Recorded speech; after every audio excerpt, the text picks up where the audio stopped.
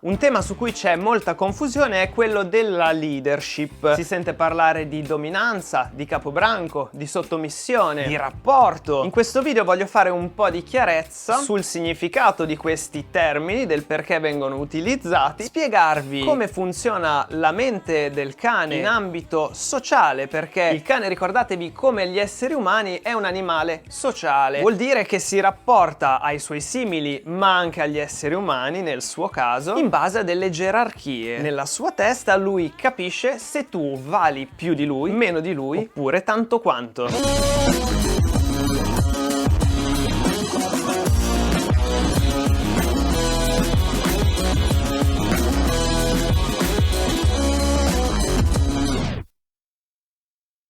Innanzitutto va detto che il cane va educato, non si autoeducano, anche se sono una specie differente dalla nostra, sono stati selezionati da noi esseri umani per migliaia di anni per svolgere determinati lavori. Oggi i cani sono per lo più animali da compagnia, infatti sono tutti pieni di problemi. Problemi, ragazzi, che spesso derivano dall'impostazione scorretta del rapporto umano cane. Per rapporto non intendo dargli le coccole e dargli il cibo, ma intendo che spesso noi sottovalutiamo la mente del nostro cane e come lui legge le nostre azioni, i nostri comportamenti, le nostre concessioni nei loro confronti, e succede che ci ritroviamo con un cane con dei disturbi del comportamento che non riusciamo a gestire, o col cane che si fa i fatti suoi, non obbedisce, non viene al richiamo, non lascia gli oggetti e tutte queste cose. Alla base di tutto c'è, come dicevo prima, un'impostazione scorretta di quella che viene chiamata leadership. Per leadership che cosa si intende? Esistono tre teorie della leadership. La più antica consisteva nell'imporsi come capobranco e quindi sottomettere il cane con la forza alla nostra volontà. Sono stati fatti dei progressi che ci hanno portato a capire che non serve tutto ciò, basta educare bene il cane come fareste con un bambino, evitando di fargli prendere il sopravvento, quindi dargli delle regole, dargli dei limiti, ma farlo in maniera furba, senza conflitto. In assenza di tali limiti, tali regole, oltre all'esercizio e tante altre cose, ma qui parleremo dell'animale sociale cane, di come si rapporta alla società e alla famiglia gerarchicamente. Se noi diamo troppe concessioni al nostro cane o non gli diamo limiti e il cane fa quello che vuole, inizierà a prendere il sopravvento su di noi, e da qui deriva quella parola che a voi non piace, che è quella del dominante. Per dominanza cosa si intende? Si intende che il cane pensa di essere gerarchicamente al di sopra o di tutti, o comunque del proprietario principalmente. E dopo vi spiegherò come avviene questo stravolgimento del rapporto. Se facciamo uno spettro, da un lato abbiamo la dominanza, dall'altro abbiamo la sottomissione. Al centro abbiamo l'equilibrio. Noi vogliamo che il nostro cane stia in questo spettro. Non deve essere un anarchico fuori di testa, ma non deve essere neanche un cane bastonato che non gli si lascia fare nulla senza urlargli e che quindi si schiaccia e si sottomette. Come otteniamo tutto ciò? Lo otteniamo capendo che cosa dice il cane con determinati comportamenti e se è giusto o non giusto lasciargli quella concessione. Avrete forse sentito dire che per ottenere la leadership il cane non deve dormire nel letto, non deve salire sul divano, non deve prendere cibo da tavola, non deve svoltare gli angoli prima di noi, non deve uscire dalle porte prima di noi, salire, scendere in macchina prima di noi, tirare al guinzaglio e cose del genere. È vero? Non è vero? Adesso vi spiego.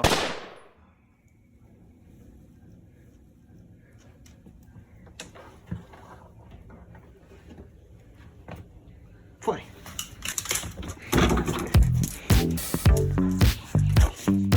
I miei cani non tirano al guinzaglio, ma se dovessi fare ricerca olfattiva gli metterei la pettorina e loro dovrebbero portarmi in giro. Quindi possono tirare in quel caso?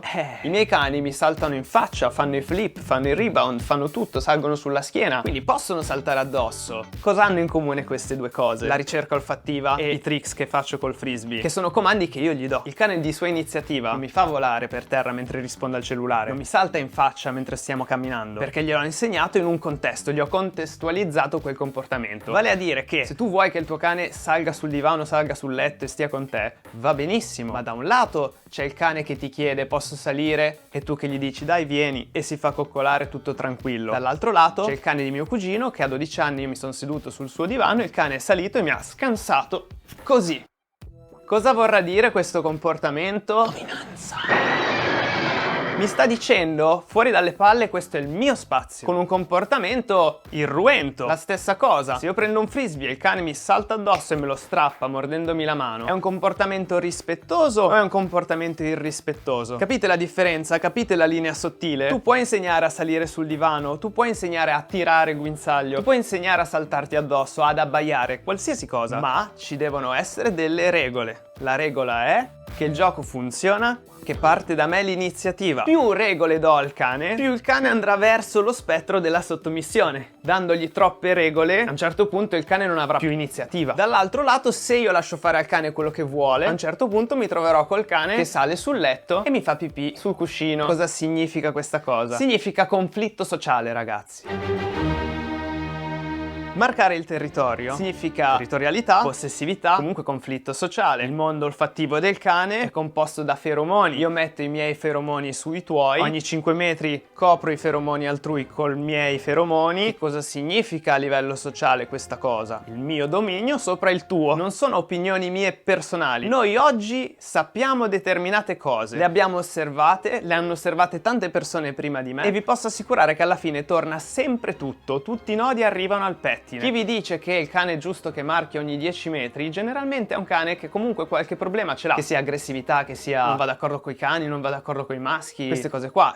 I miei cani non ce le hanno queste cose, ci ho lavorato. E grazie al fatto che loro mi vedono o come un leader o come un loro pari, ma sicuramente non come un loro sottoposto, sono dei violini. Perché il cane è stato selezionato per millenni per avere come guida gli esseri umani. Nel momento in cui l'essere umano non è una guida, non è un leader, non vale nulla, è considerato come quello che gli dà le crocchette e lo porta a spasso se va bene, è lì che partono i disturbi, perché il cane è un animale gregario. I miei cani sono felici che io gli abbia dato il loro posto come giullari di corte che prendono il frisbee, fanno i salti, giocano, ridono e scherzano, perché altrimenti sarebbero pieni di problemi che derivano dal fatto che il cane non sente che c'è qualcosa al di sopra di lui che gli metta dei limiti e delle regole. Coi bambini è uguale. Le dinamiche di potere esistono all'interno della società degli esseri umani, nelle coppie, nelle amicizie, sul posto di lavoro, ed esistono anche tra cane, umano, cane,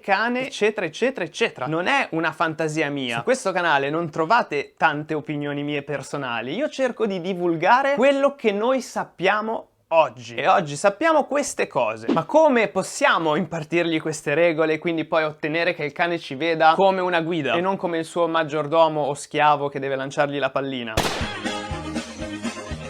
Non con la violenza, non con le urlate, non sottomettendolo, punendolo, sgridandolo, atteggiandoci da cane dominante. Perché guardate un po', noi non siamo cani e i cani lo sanno. Sanno che siamo un'altra specie, ma tra le nostre specie si instaurano dei rapporti sociali gerarchici che determinano il comportamento del cane, quindi il suo equilibrio. Noi vogliamo mirare a un cane equilibrato, quindi dobbiamo dargli delle concessioni, dobbiamo appagare tutti i suoi bisogni, portarlo in giro, portarlo a esplorare, liberarlo, ma allo stesso tempo non possiamo lasciare che faccia tutto quello che vuole. La passeggiata non è del cane se il cane si comporta male, la passeggiata è del cane quando il cane si comporta bene. Ci sono delle regole, se tu le rispetti stai libero, se tu inizi ad allontanarti, fine della libertà. E poi ci si lavora, perché ovviamente ragazzi il discorso leadership, rapporto è una cosa, ma c'è tanto altro. Sul mio canale ci sono più di 300 video, potete approfondire quanto vi pare. Internet è ormai un'enciclopedia, però dovete anche sviluppare uno spirito critico per capire il filo logico e seguirlo.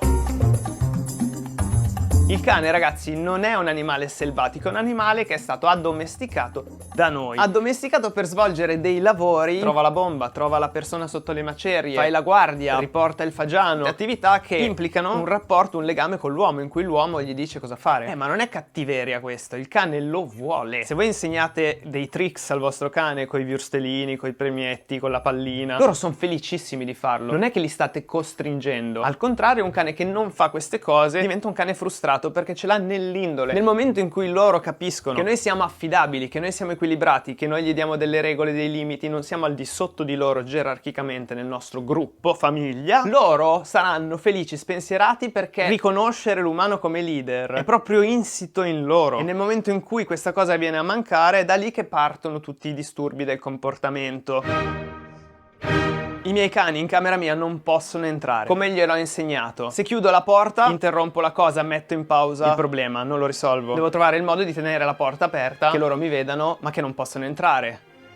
Barriere, cancelletti. Per un anno la mia cucciola non è potuta entrare in camera mia e quindi non ci entra. Lei arriva lì e dice: non so se posso entrare qua dentro.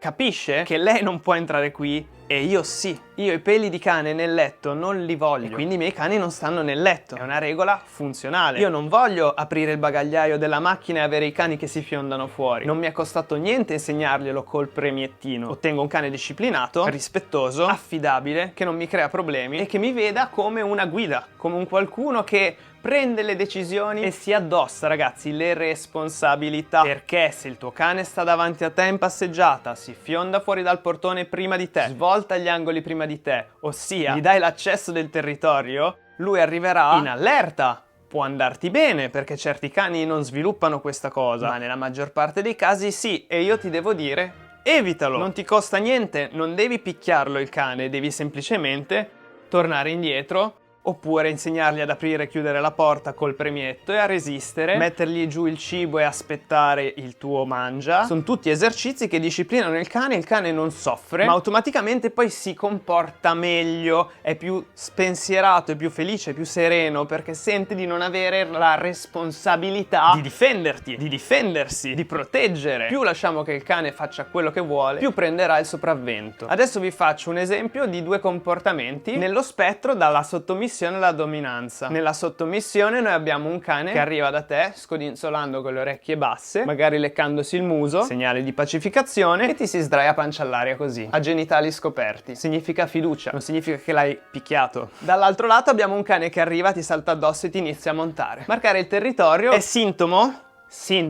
di conflitto sociale. La minzione ha vari significati nel mondo del cane, può anche servire per sfogare stress. Benissimo. In questo caso stiamo parlando di marcate. Marcare significa espandere i propri feromoni. Coprire le altre pipì significa mettere i propri feromoni sopra quelli degli altri. Quando tu fai così in testa a una persona, cosa stai facendo? Lo stai sottomettendo, d'accordo? Facendo l'inchino invece tu ti stai sottomettendo. Ecco perché è un gesto di rispetto. Il cane ha nel suo DNA un codice, diciamo, sociale che lo porta a considerare determinati cani o determinate persone al di sopra di lui, al di sotto di lui o suoi pari. Noi non dobbiamo mai metterci nella condizione di essere sottoposti del cane, perché l'esempio è di una persona che ha un cane che ti salta addosso, ti morde, abbaia tutto il tempo, poi tu stai cucinando l'arrosto, ti ruba l'arrosto, poi salta sul tavolo, ti prende la giacca, te la spacca, salta sul divano, non ti fa sedere, fa la pipì sulla tua gamba. Sono tutti segnali che mi fanno pensare a solamente una parola: dominanza.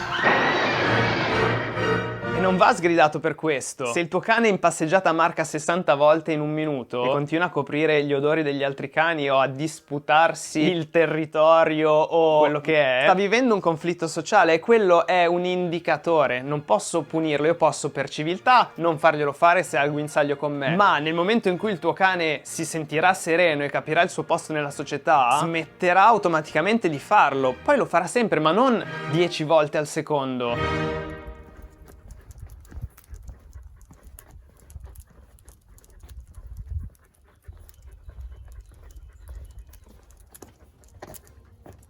Quindi ragazzi, questo è il discorso, non è tanto una questione di punti di vista, è una questione che le cose tornano sempre. Bisogna capire come funziona la mente del cane, soprattutto il linguaggio e che cosa significano determinate cose. Poi i termini potranno piacere o non piacere, però le dinamiche di potere esistono e vanno comprese.